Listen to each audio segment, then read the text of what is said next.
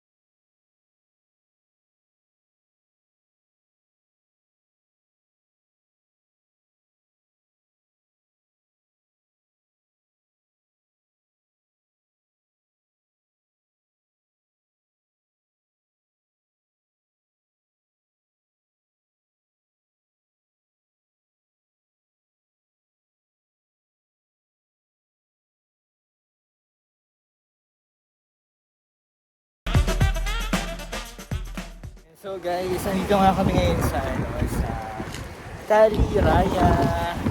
Ayan. So matagal na itong plano. Then, totoo nga kapag biglaan, siya natutuloy. Ito biglaan lang dito kasi hapon na kami nagkakayaan. And dito kami, sobrang ganda ng tanawin. Ayan, kita nyo naman. Sobrang ganda guys. And then, nakaka-refresh, nakakawala ng stress. Then, ang sarap din ng ang sarap din fresh din yung yung hangin. Ayun. So kung ako sa inyo, kapag may free time kayo at feel nyo ni-stress na kayo sa buhay dahil sa daming ng trabaho,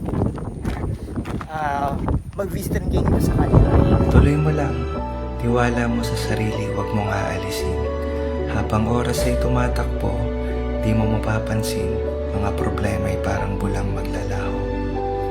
Kahit maraming tao ang umuhusga sa'yo, maniwala ka lang sa sarili mo. Huwag kang mag-alala sa sinasabi ng iba, dahil iba ang nakikita mo sa nakikita nila. Tulungan natin ang mga sarili natin.